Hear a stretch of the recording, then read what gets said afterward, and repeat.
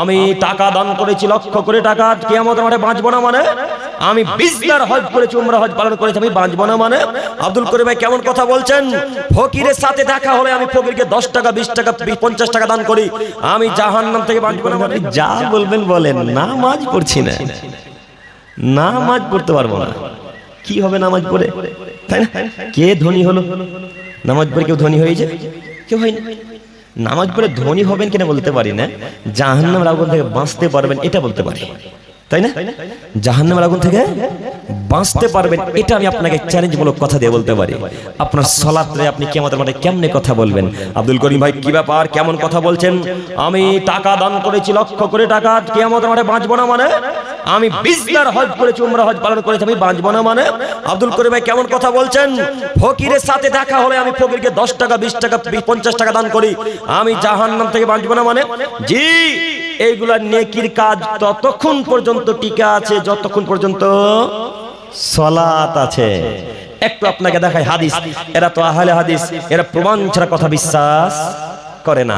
আবু হুরায়রা রাদিয়াল্লাহু তাআলা আনহু বলেন, রাসূল সাল্লাল্লাহু আলাইহি ওয়াসাল্লাম বলেছেন, ইন্না ওয়ালা মা ইউহাসাবু বিহিল আবদু বিসসালাতি ইয়াউমাল কিয়ামা, আদমের ছেলেমেয়ে তোমরা শোনো, কিয়ামতের মাঠে সর্বপ্রথম হিসাব নিকাশ না হবে যে ইবাদতের, তার নাম সালাত।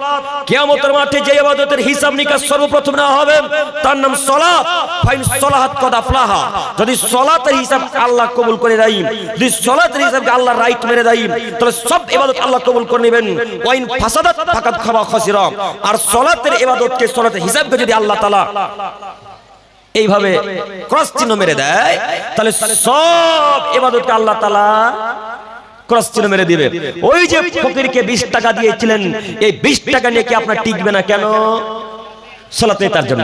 ওই যে 2 বার হজ করে এসেছেন, হজ করে এসে আর সালাত আদায় করেন না, এই হজ টিকবে না কেন? সালাত নেই।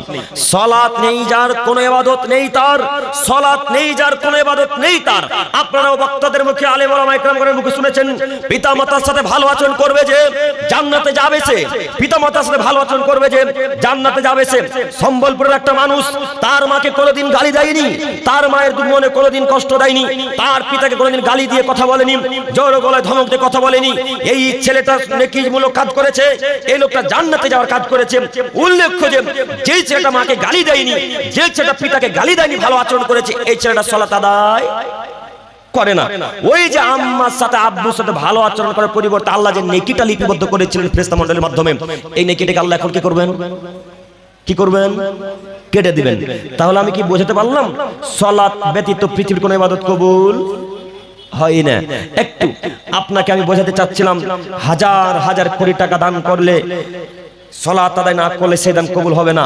হাজার কোটি টাকা পানিতে ফেলে দেওয়া যেমন, সালাত আদায় না করে হাজার কোটি টাকা দান করাও ঠিক তেমন। কথা বুঝে আসলো কি? এই জন্য আপনাকে আমি অনুরোধ করতে চাচ্ছি যে আপনি 20 টাকা দান করেন আর 20 পয়সা দান করেন, তার আগে কি জরুরি? কি জরুরি? সালাত জরুরি। পারবো ইনশাল্লাহ? আজকের পর থেকে পারবো ইনশাল্লাহ?